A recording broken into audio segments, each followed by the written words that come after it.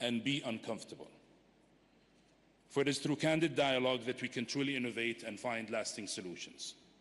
We must hold ourselves responsible, and we must ask ourselves, what can we do over the next 2 days? Can we course correct?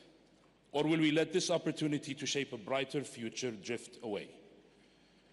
We can seize this moment to unlock our collective potential and fulfill our shared responsibilities. Together, we can revitalize international collaboration and fire up new engines of growth that will empower generations to come. You see, there are moments in history that must be captured when the stakes are high. This is one of those moments. Ladies and gentlemen, welcome to this moment, to this place, to this land of dreamers, innovators, risk takers, and doers. Welcome to the Global Growth Platform. Welcome to Riyadh.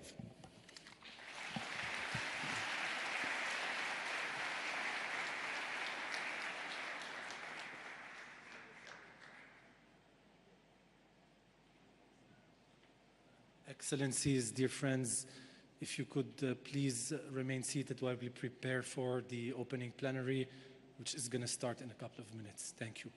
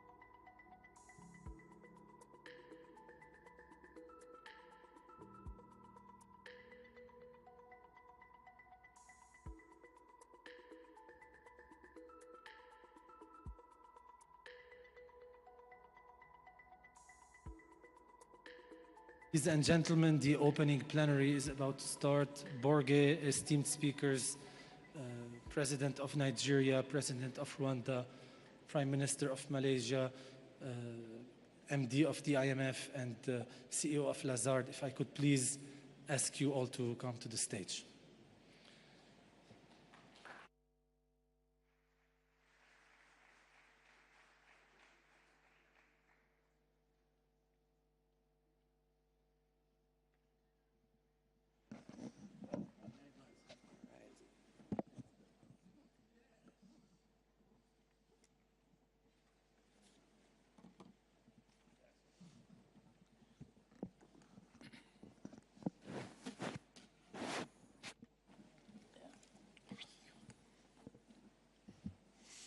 Good morning again. Thank you for joining us. We have this all-star panel to open our very consequential meeting. The meeting could not have taken place against a more complex geopolitical backdrop, that's for sure. We will, at this panel, look at how we can revive growth. We know that global growth is back. I think we expect around 3.1, 3.2% global growth this year. The trend growth, though, for the last 2 decades has been 4%. So we should look into how we can get back there.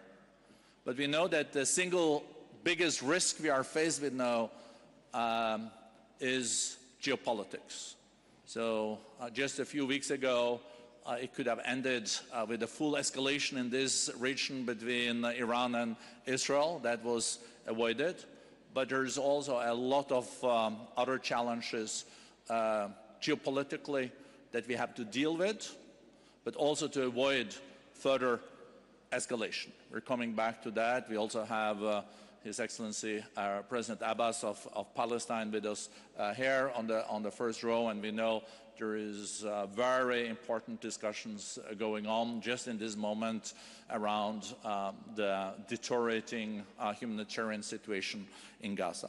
But to discuss all these topics, we, as I said, we really have such an excellent panel, and I think they're all ready to get started. We have Madame Kristalina Georgieva, the Managing Director of the IMF, and 2 weeks ago also given a new 5-year period. That was the best news that week, Kristalina, so congratulations. Thank you. Maybe the only good news that week, I don't know. Then we have His Excellency Prime Minister of Malaysia, Anwar Ibrahim. Thank you, Prime Minister, so good to see you. Then we have President of Nigeria, His Excellency Bola Ahmed Tinubu. Great to see you at the World Economic Forum.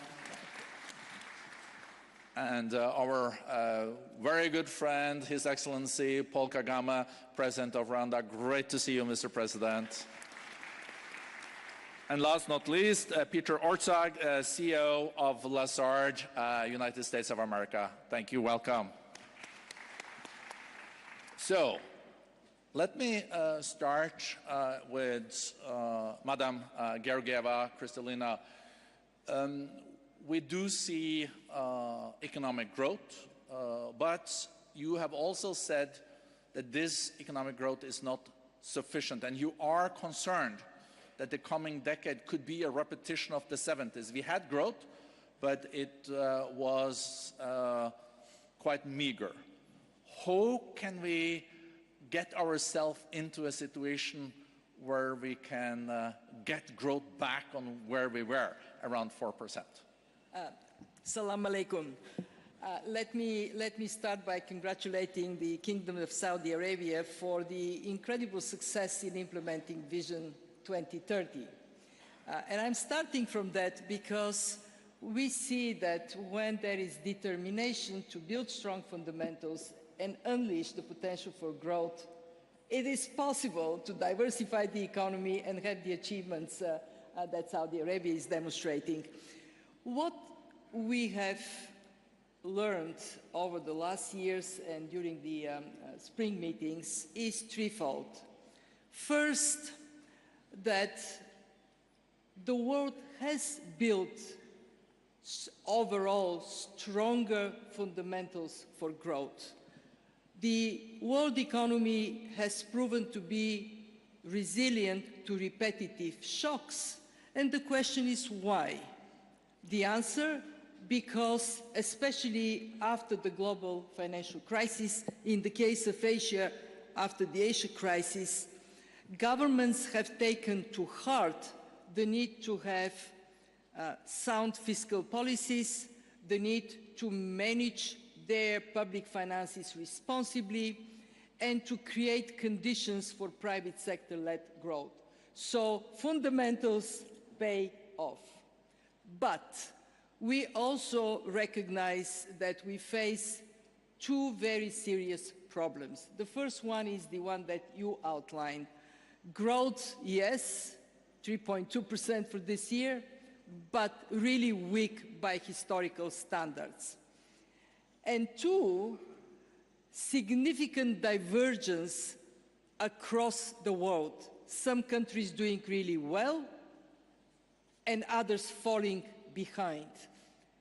Unless we tackle these two problems, we are going to have a difficult time. We may end up this decade being remembered as the turbulent 20s or the tepid 20s, and what we actually want is transformational 20s. You're asking me, what can we do? What we do is continue to build the strength of your economies by being responsible in your public finances, being responsible in monetary policy. There is no substitute for it. In fact, after these years of testing the limits of public finance to support households and businesses, time has come to rebuild fiscal buffers, to rebuild that strength. But then, foundation is good, you have to take it further. How do you take it further? Absolutely essential to unleash the power of technology and pair this with human capital capable of moving across different employments and opportunities in a more agile manner.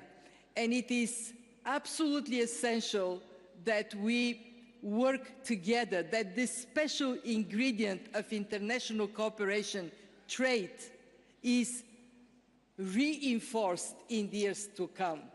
I want to finish with the following observation. Over the last 100 years, despite a huge Second World War, despite the Cold War that followed, we as humanity have achieved so much. Life expectancy almost doubled. Income per capita has increased 8 times, with the population almost tripling. And the question is, how did we do it? We did it with technology, and we did it with capital accumulation and then deployment of capital to generate that wealth. Where did we fail? And we have to be honest and admit it. In a world of plenty, we still have almost 800 million people who are hungry. We failed to more inclusively share the benefits of this growth. So I look forward, I'm an optimist, I think I belong to Saudi Arabia. I look forward, and I think the next 100 years we can achieve the same degree of wealth, but with much better distribution of the benefits of growth. And may we have the will to work together to achieve that. Wow. Thank you very much, Kristalina. I got a little bit more optimistic now after listening to you. There are also great opportunities ahead of us.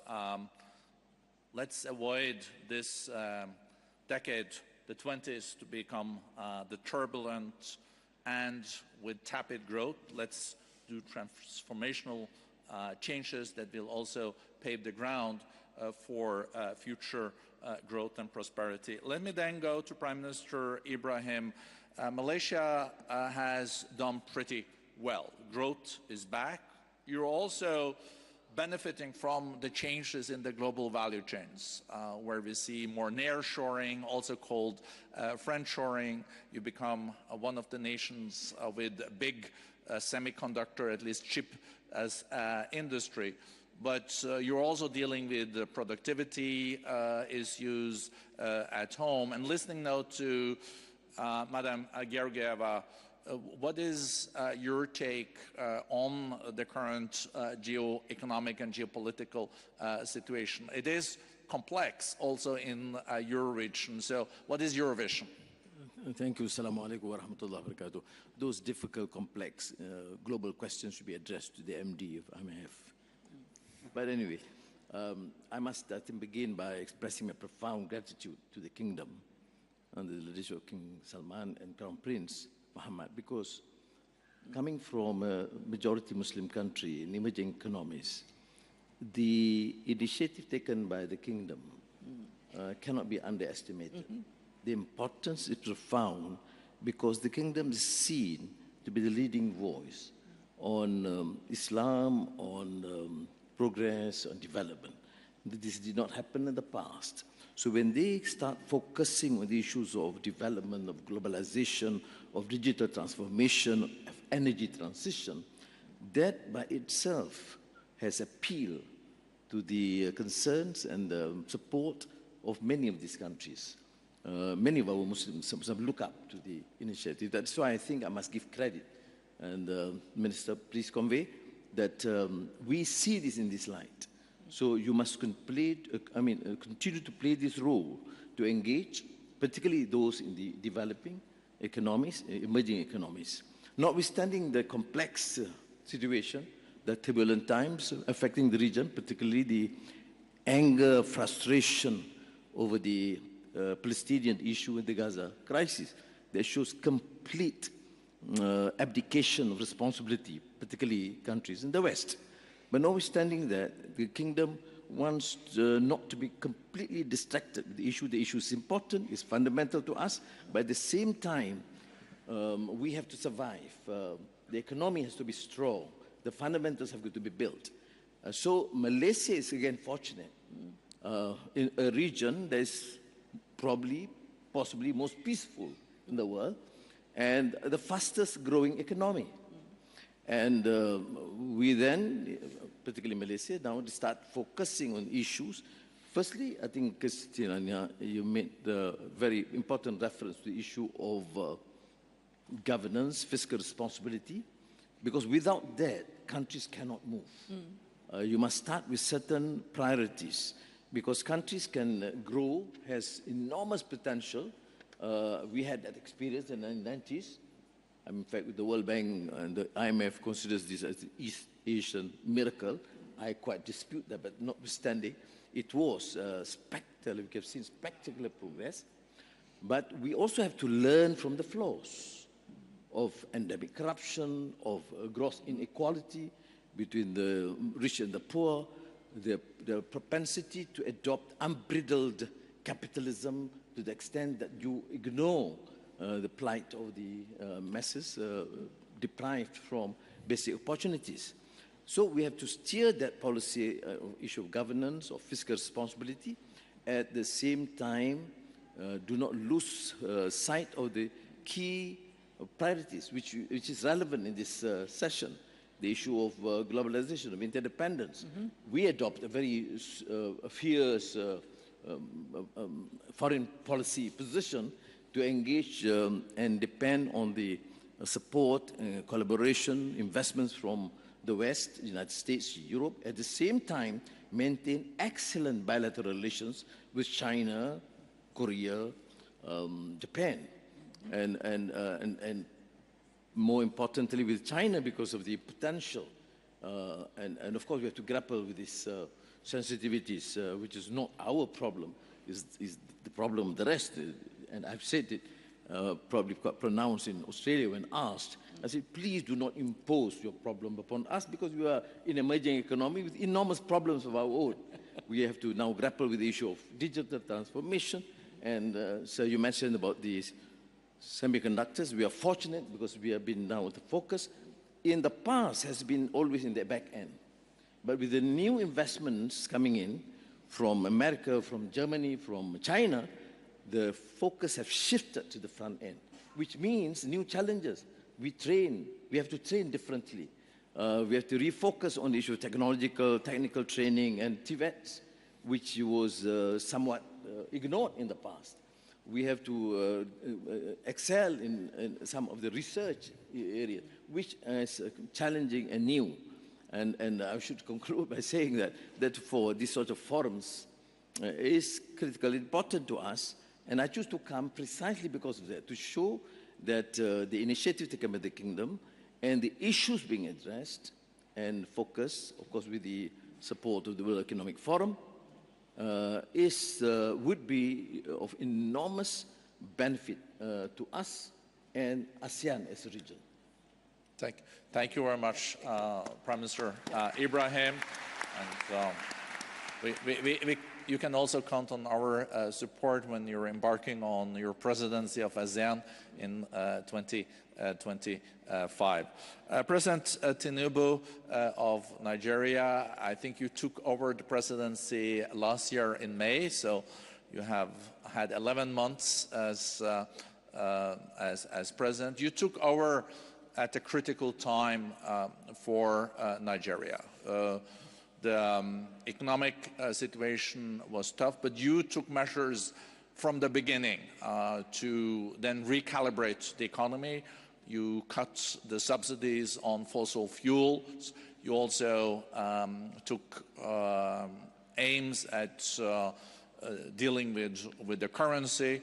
And of course, it's been a tough year economically for Nigeria, but I guess you're now seeing also some light in the end of the tunnel. And Nigeria being such an important economy, not only in Africa, in the world, how do you see now the prospects and what are your next steps to really make Nigeria's economy grow further?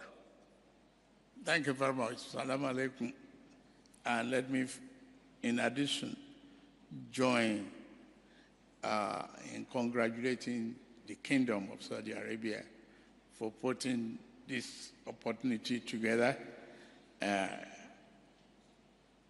know it's not easy. For Nigeria, we are immensely consistent with our belief that the economic collaboration and inclusiveness is necessary to engender stability in the rest of the world. Concerning the question of the subsidy removal, there's no doubt that it was a necessary action for my country not to go bankrupt. One, to reset the economy and the pathway to growth. It is going to be difficult,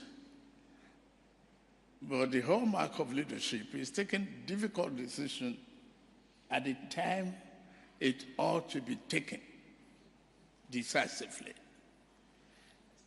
That was necessary for the country.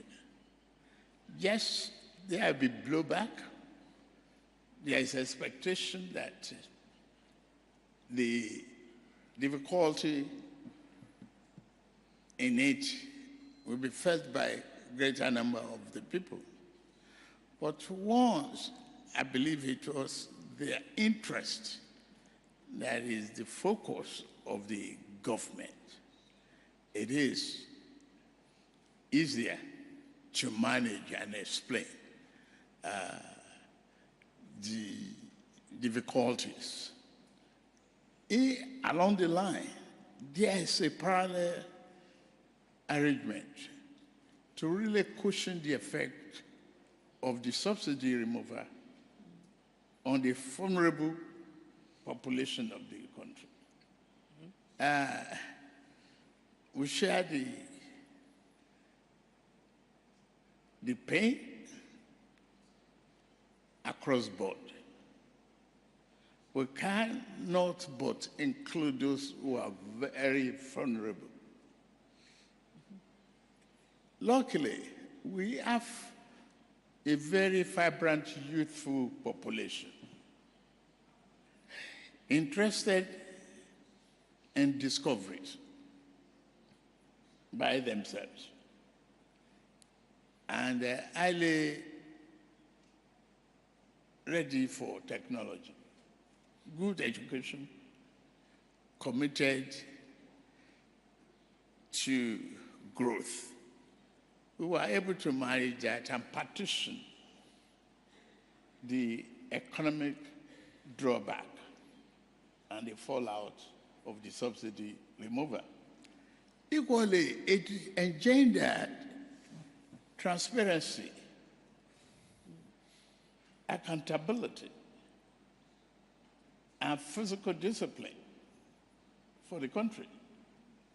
And that, to me, is more important to focus on what direction we should go. And we pursue that rigorously. The currency management was necessary equally to remove the artificial element of value in our currency. Let's our local currency find its level and compete with the rest of the world currency and remove arbitrage, corruption, and opaqueness. That's what we did at the same time. That's a two-engine problem in a very turbulent situation for the government. But we are able to manage that turbulence because we prepared for inclusivity in governance and rapid communication with the public to really see what is necessary and what you must do. Today's forum is equally valuable for us to share experiences and share the hope of the future. What is missing? And I'm glad the kingdom rely on the world collaboration and inclusiveness. The capital formation that is necessary to drive the economy, like agriculture, food security, innovation, technology advancement, must be an inclusive program of the entire world. No one should be left behind. The fear of lack of capital in Africa, stigmatization. And I'm glad the world is recognizing the need that the type of population growth that Africa is experiencing, the diversity of its resources,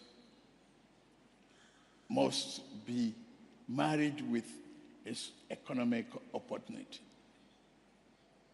We must collaborate to do that, and that is what we are doing so far. Thank you. Thank you. Thank you also, Mr. President, for underlining so much the importance of inclusiveness, even in a situation where you have to go through necessary structural changes.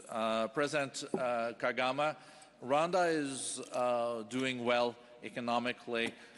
We are expecting 7% economic growth in Rwanda this year, but it is a complicated neighborhood. It is a complicated world, and it's all about also investments and also innovation. You're also being one of the leaders behind the Africa Continental Free Trade Agreement, and a successful implementation of that could add a lot of growth to Africa, and it can become one of the largest single markets in the world. Listening to your colleagues here, but also the complexities, how do you see Africa in the years to come? How can Africa manage in this transformative decade, as Kristalina was mentioning? Well, thank you very much. First of all, I want to thank the Kingdom of Saudi Arabia for enabling us to be here to have this very meaningful discussion. Straight away to the question. It's even more complicated than that, and we cannot understand where we have come from as Rwanda without looking at the history, the geography. Everything is complicated that we have to deal with, and even in the development of our economy and our country generally, it's like you are always fighting for every step of the way forward.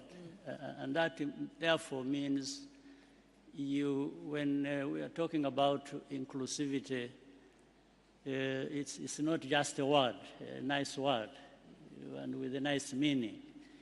It's a lot of work to do, even complex, like in our country, and that background I've just mentioned. At the same time, we don't look at ourselves just as Rwanda and with all those complications about history and geography and so on and so forth. We see ourselves in the setting of the continent of Africa that has a lot to share. So growth we have realized and continue to realize is driven by what we try to do within the country itself with those constraints, but also looking at what we can do with the sub-regions we find ourselves in or cooperating with. But everything adding to the optimism that was talked about, looking at where Rwanda has come from and where it is now, should actually add to the optimism that people should have, looking at even a much wider aspect of where the world is coming from and where it is going, and therefore also Africa and where it is going. In our case, I'd say a few things that tie all those together. One is putting the people at the center of everything we are doing. And therefore, that means investments in our human capital. How do we develop it, and how does it find that space to be able to contribute and to their own well-being and development? And in that, we have invested in education, in health, and above all, technology has been a focus for us, and integrating that in the education system or in the health services as we move forward. Like for health services, for example, we find we have made use of technology like drones, where you find drones are developing and are delivering health services to rural hospitals and so on and so forth. So I'm talking about investing in education, education and technology and health, but being brought together by that technology that we also invest in. I think that was mentioned, and technology keeps changing, and it's evolving to new levels of complexity. That's why we're talking about artificial intelligence. Even that area, Rwanda has not been left behind. We are investing in that, as well as we invest in agriculture. How does it move forward, and how do we have food self-sufficiency, and how do we also take that into the integrated continent we are talking about. In Africa, we have developed the African Continental Free Trade Area, the biggest, in fact, in the world. What we are trying to do now is to make sure that it becomes real. The obstacles that are there for the African continent to come together are removed, but it takes time, it takes a lot of effort, but that is happening. And I'm sure my brother here, President Tinubu of Nigeria, is involved in this as well because of the importance of his country. But we are seeing Africa, much as you may find problems here and there, Africa is coming together, Africa is moving forward. Different countries have decent or impressive growth of the economy. This can't be coming from nothing, but the good efforts that Africans are putting in place. And therefore, it is important that from this, the rest of the world really looks at Africa as an important entity in the global affairs, whether it is politics, economy, and so on and so forth. So, but Rwanda, we have come from the dead 30 years ago.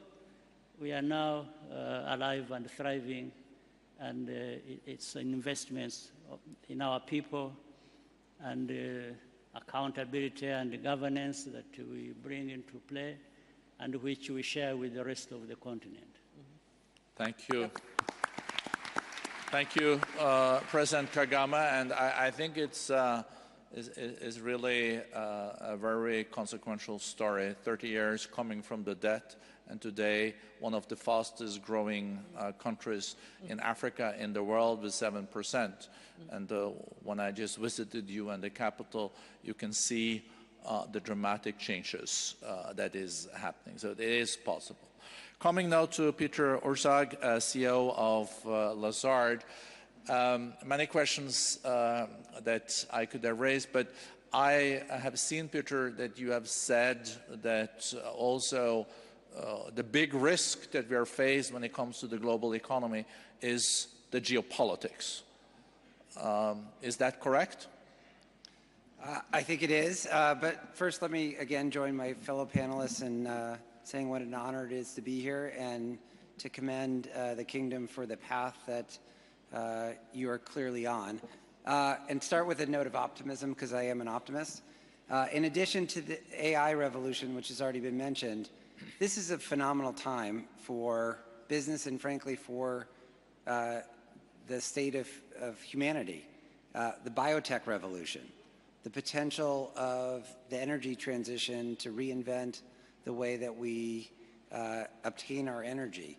There are so many different revolutions happening at the same time, and there are perhaps early signs of some benefit from that. So as an example, productivity growth in the United States over the past couple of years has started to pick up. It's too early to know whether that's related to these opportunities, but it's certainly possible. But to harness the benefit of those revolutions and the full potential requires a underlying structure that is not quite there. So businesses today basically are, in some sense, getting too much from policymakers and also getting too little.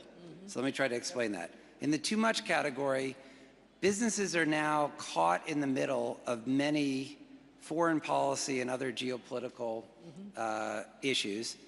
Every major company in the United States, Europe, and elsewhere now requires the sort of geopolitical insight that used to be the domain only of oil and gas companies that were operating in complex environments. Now, pretty much every company needs that kind of capability. That's great for Lazard because we provide that kind of insight, but it's probably not so great for productivity because fundamentally you can't make an important business decision today without taking geopolitics fully into account, and that is different than 2 or 3 decades ago. During the Cold War, tension with Russia did not have any significant business impact because Russia was not that important to the global economy.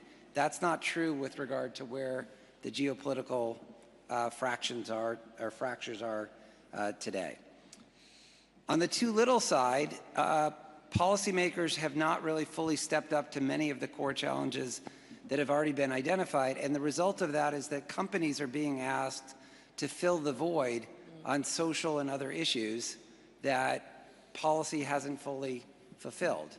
So that is never going to end that well. That is a very, very, very imperfect third or fourth best relative to the structure that policymakers can put forward. So this is on everything from purely social issues to even the energy transition. I think there's been a lot of happy talk about what's involved in the energy transition. It is going to be expensive and it is going to be hard. Reasonable estimates are something like 10% of GDP per year through the next several decades invested in new sources of energy. And that's before you fully take into account the impact of artificial intelligence, at least given current chip design. Maybe the chips will change, but given current chip design on additional demand for electricity.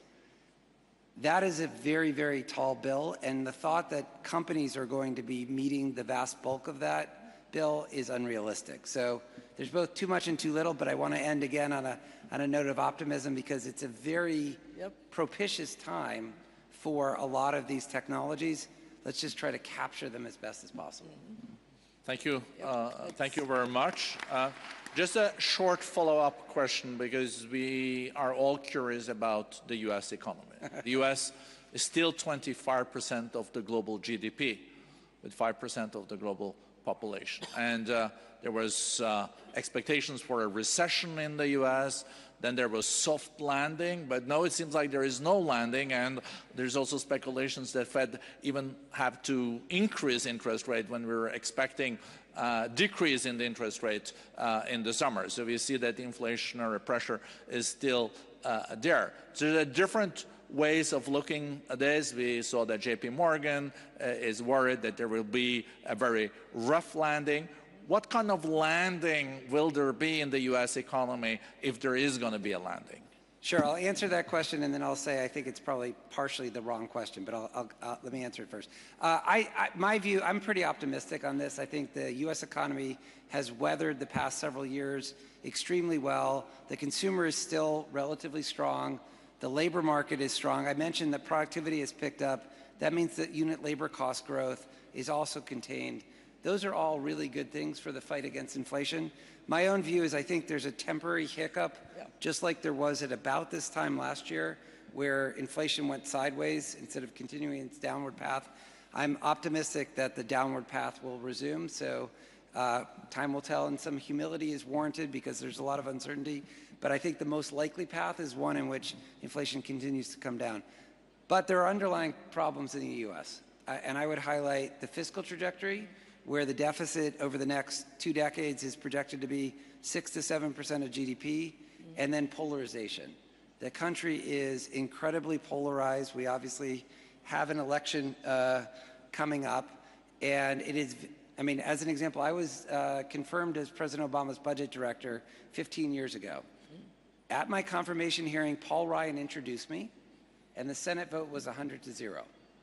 That would never happen today, and that was only 15 years ago. So in a very polarized environment, presidential elections are going to be very close. This will probably be determined by 1 million or 1.5 million people. And secondly, it's very hard to get serious policy done unless you control the White House, the House, and the Senate, and that only happens very infrequently. So I think the question we're left with, how can such a dysfunctional political system deliver that kind of economic growth? But I see the managing director is asking for the floor, and you will, of course, madam, get the floor. I have the challenge that we now have 10 minutes left. It means that each of the excellencies have 2 minutes. Of course, it's hard to ask excellencies like you guys to land, but I would love to hear you, but then do a 2-minute. But Kristalina, I'll come back to you, but I'll come to you now. But I think there is a good segue here, because the global debt situation you have raised. We are close to 100% of GDP in global debt. And you are also saying we have to be more fiscally minded, but how to be that without going into austerity that will then kill growth again. I think we have like the highest debt level now since the Napoleonic Wars. That's not good news, is it? Not at all. So what is necessary? First, to differentiate, there are countries that can carry the debt and it is not a danger to them unless, however, they are mindful it may become a danger. And you mentioned the United States, deficit is high, there has to be thinking about fiscal path that brings it down. But there are countries where the debt burden is already far too high. And in these countries, we do need to offer a helping hand with that restructuring. There is the common framework that Saudi Arabia launched during their G20 presidency. It is slowly delivering, and we need to make it so that it delivers faster. However, I want to make on the issue of debt 2 points. Number one, how is that we can deal with it more sustainably? Of course, by having growth going up. We looked at the measures in the hands of policymakers. If we were to re-energize trade, if we were to get flow of capital to go where capital would bring highest returns, and if we were to build even stronger governance, within this decade, we can get 1.2% higher growth. In other words, we get to what we had historically. So that whole issue about fragmentation in the world economy is really serious. Trade and financial flows are the transmission lines of prosperity, and it would be a huge mistake to lose them. So focus on that. And my second point is taking from the President of Nigeria, reforms that are mindful of the vulnerable people in society. The Prime Minister of Egypt is here. Reforms pay off very, very well. So if we can have that leadership strength within countries to do the right thing and across countries to work together, the optimists in the room would say we are right. Optimism is well-grounded.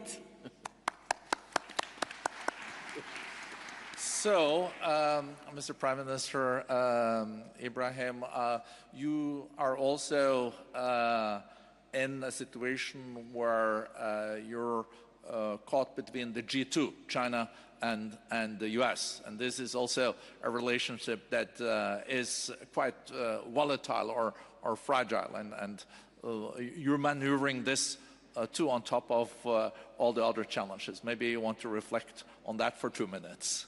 Well, it's not as complex because cumulatively, the investment of the United States remain number one in Malaysia. But of course, in the last few years, you see this growing investments and interests from China. How do we navigate it? By just saying, look, we welcome investments based on our rules and don't dictate and impose any conditions.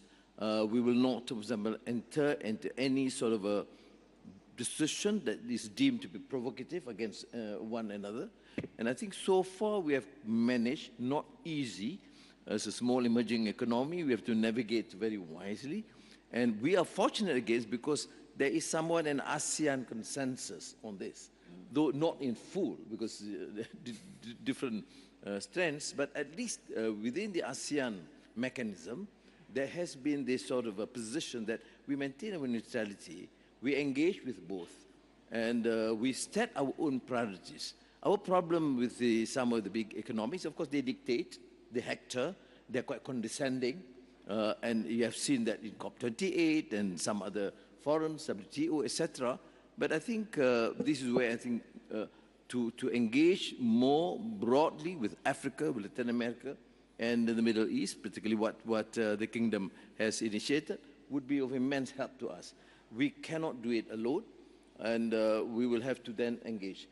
Again, I said I would to conclude that we are fortunate because within ASEAN, though there may be some minor differences on foreign policy issues, but the focus and the engagement and the both bilateral and multilateral relationship is excellent. We do not have any issues having to work together as a team. And that's why ASEAN happens to be now one of the most cohesive force, sub-regional force in the world. And we are now focusing more on trade investments, intra-trade investments. Thank you. Thank you. Thank you, Prime Minister.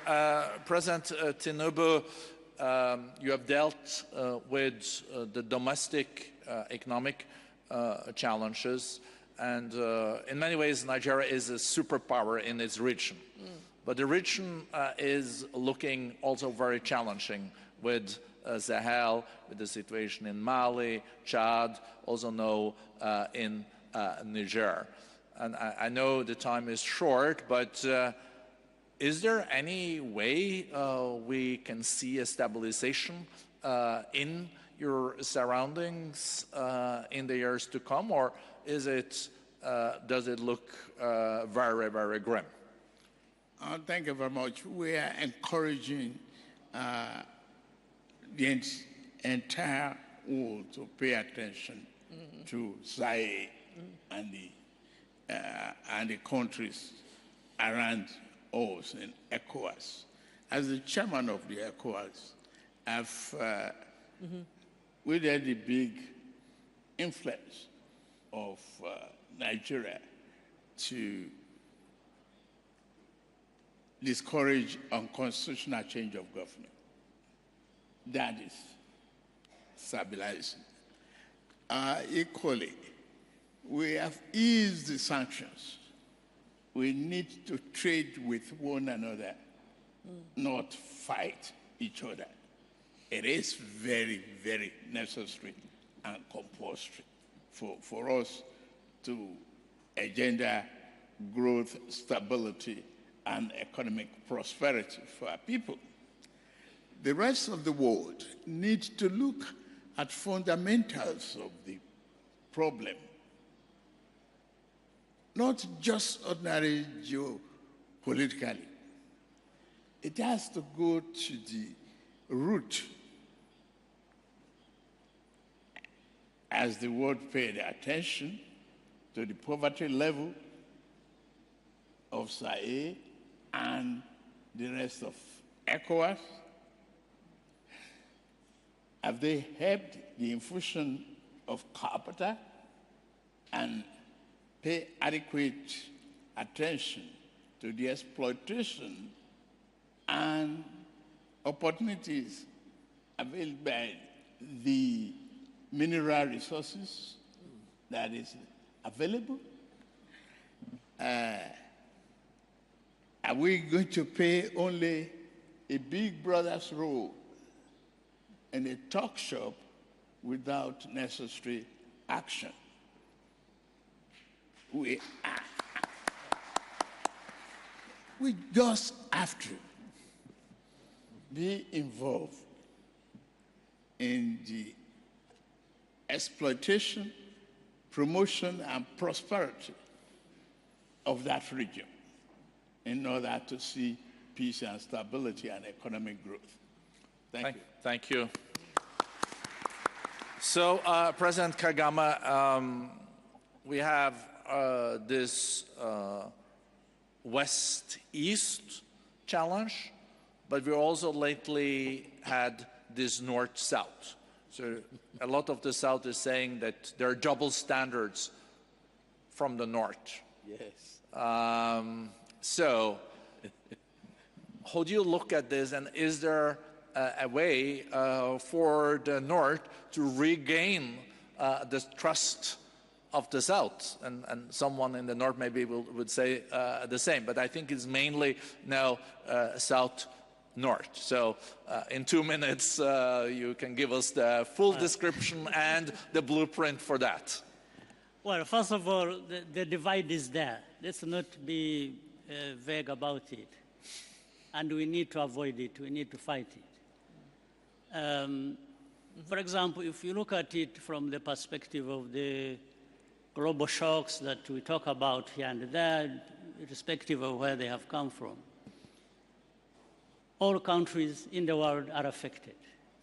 Of course, some affected more than others, but that's fine. But that is a reminder that we need to therefore look at what has been talked about, the inclusiveness that we are talking about, and collaboration that brings different entities of the world together. So for that, we must be able to call out hypocrisy for whenever we see it. And it is there because we keep talking about north-south divide or other divides, but we don't find easily and quickly the solution to that.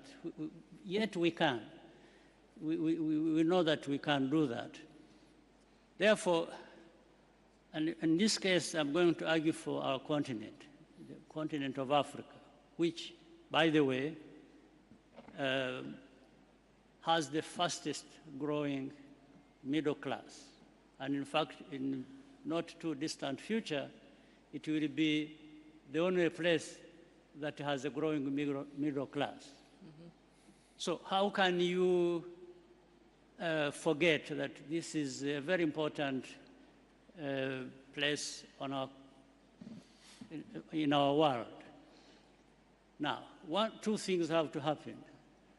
The rest of the world have got to see that this is an important place to invest with and invest in.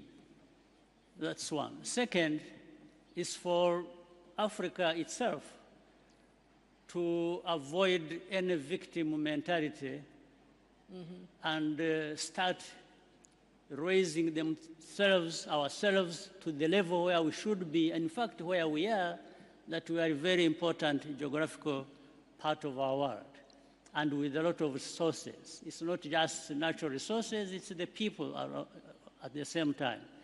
So I think being reasonable, seeing things for what they are, and then being upfront in fighting for the rights, therefore, maybe we shall be able to narrow the divide, but Africa has a very important place to be, an important role to play. Thank you. Yep. So, Peter Orsag, you were mentioning that there are factors that can definitely increase productivity in this coming decade. You also mentioned what is happening in life sciences, AI.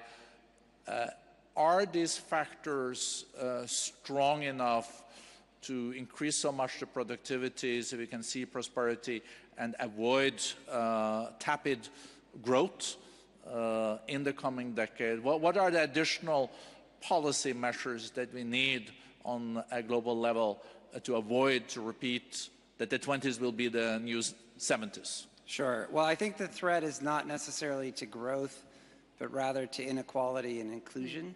Yep. There is major risk, for example, from the biotech revolution that the growing gap in life expectancy in the United States, for example, something like 2/3 of the American population has had flat to declining life expectancy over the past 25 years, while the very most advantaged socioeconomic groups have seen dramatic increases in life expectancy. It's not hard to imagine that being exacerbated by the new technology. So I think many of the points that have already been raised about the need for inclusive growth is the key part, as opposed to whether there'll be growth. And then one final point, which is everyone here is currently in a region that has a major advantage, as do the countries on this panel, the leaders of the countries on this panel, relative to many other places in the world, which has to do with demography.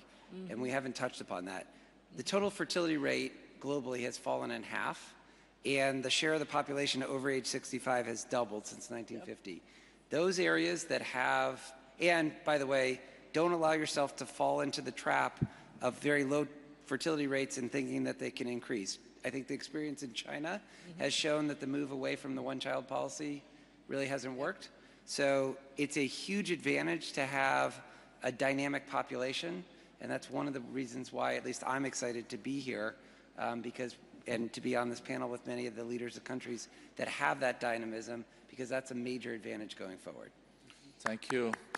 So, this has been a great panel, but please be seated still. For those that don't speak Arabic fluently, I ask you to take on your headset and tune in, because I think we can't have a session with this and also with President Abbas of Palestine here with us. And we know there are very important negotiations now going on in and between different actors and players that are here also on the situation in Gaza, but also if there is a path for peace moving forward. So, Mr. President, you agreed to say a very few words about the situation, and I think on behalf of all participants, really welcome.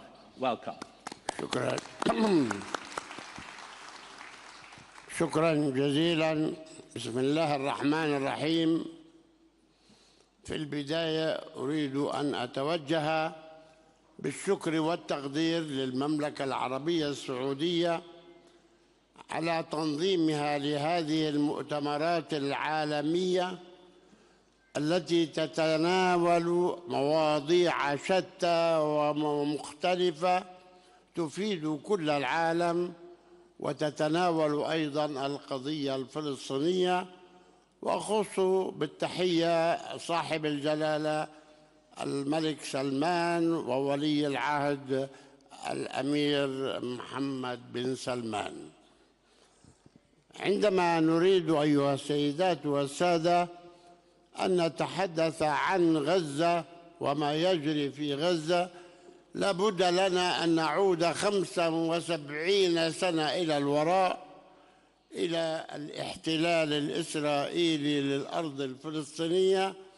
هذا الاحتلال الذي لا زال على الأرض الفلسطينية إلى يومنا هذا دون أي تحرك ودون أي تغيير، وبالتالي منذ ذلك التاريخ إلى الآن والشعب الفلسطيني يعاني من هذا الاحتلال البغيض والعالم يتفرج.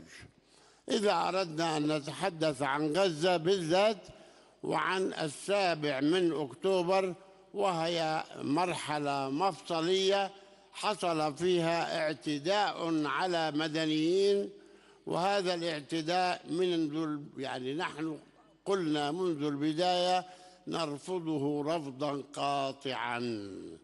ومنذ أن وقع هذا الاحتلال أكدنا على أننا كسلطة فلسطينية ومنظمة التحرير الفلسطينية نرفض رفضا قاطعا الاعتداء على المدنيين أيا كانت توجهاتهم وأيا كانت انتماءاتهم. وفي نفس الوقت قلنا نحن لابد أن نطالب وبالفور وقف القتال على غزة، لأنه مؤذٍ جدا ونعرف نتيجته وإلى أين يصل. القضية الأولى هي وقف القتال، والقضية الثانية هي إمداد السكان بالمواد الإنسانية التي يحتاجون إليها في كل قطاع غزة.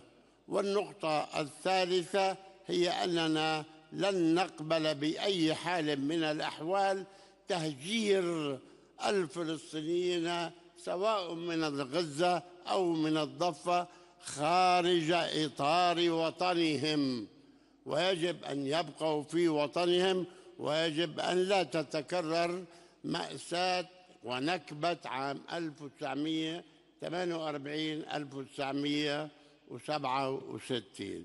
هذه الطلبات طلبناها، وقلنا لا بد في النهاية من حل سياسي يجمع قطاع غزة والضفة الغربية والقدس في دولة فلسطينية مستقلة من خلال مؤتمر دولي، من خلال نشاط دولي. هذا ما طالبنا به منذ 7 أكتوبر حتى يومنا هذا. الذي حصل منذ 7 أكتوبر إلى يومنا هذا مضى أكثر من 200 يوم. قتل في غزة، أو استغلت إسرائيل فرصة الاعتداء عليها في 7 أكتوبر، وذهبت لتعتدي على أهل غزة بحجة أنها تريد أن تنتقم من حماس، ولكنها في الواقع تنتقم من الشعب الفلسطيني، تقتل المدنيين من الشعب الفلسطيني. وهذا ما حصل إلى الآن وبالأرقام.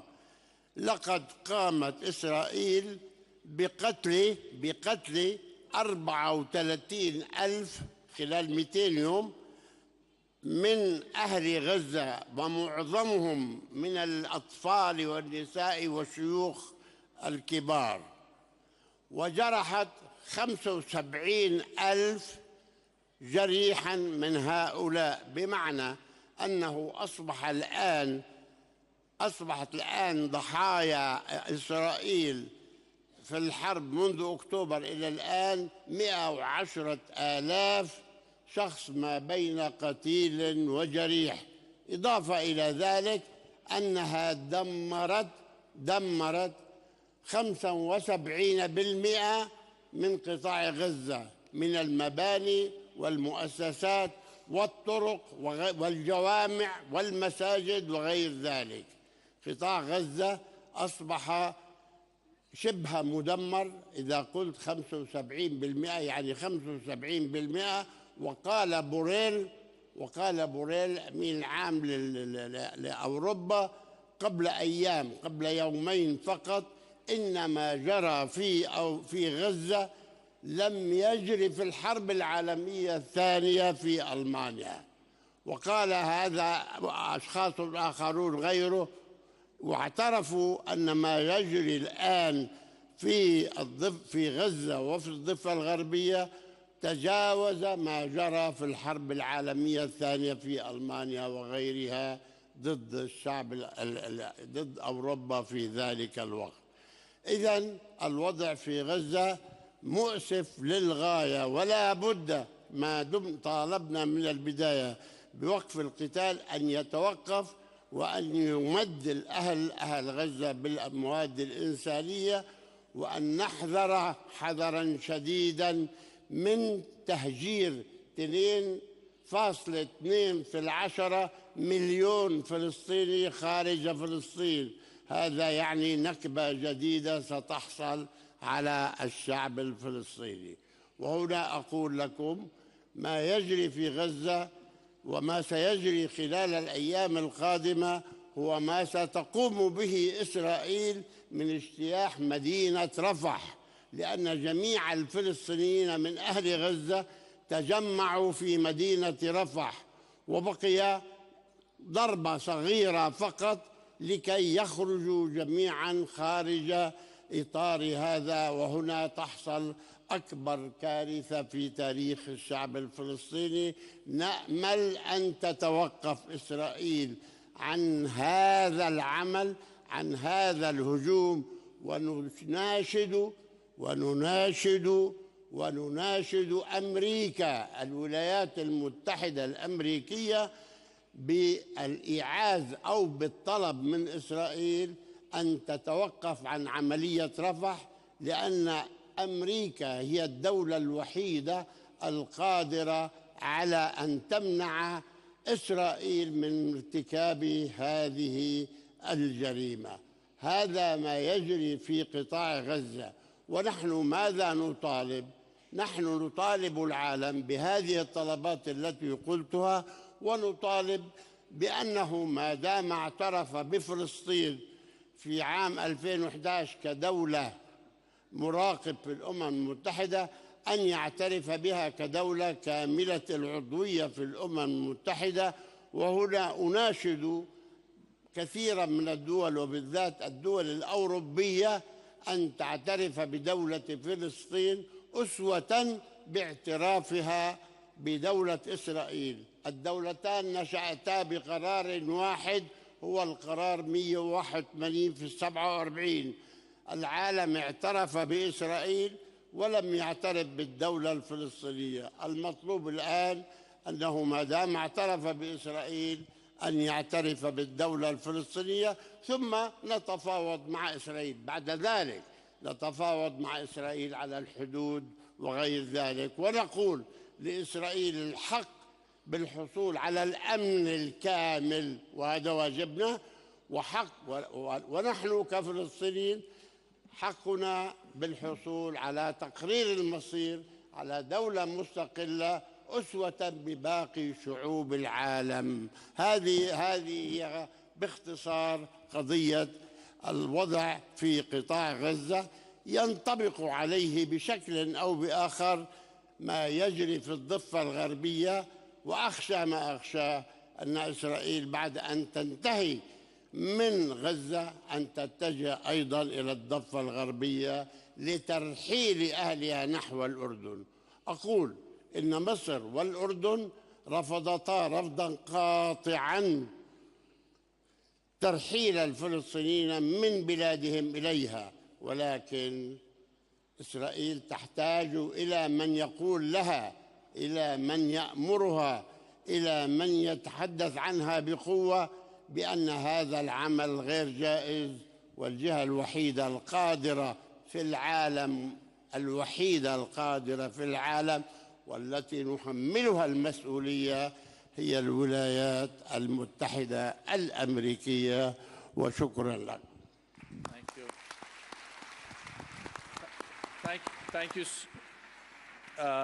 Thank you so much to you, President Abbas.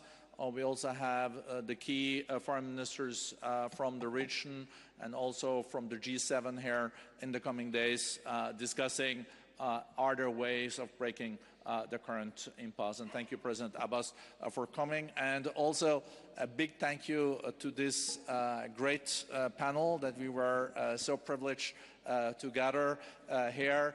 Was very enlightening, and I think everyone really appreciated that as our opening plenary at our special meeting here in Saudi Arabia. Give the panel another applause. Thank you.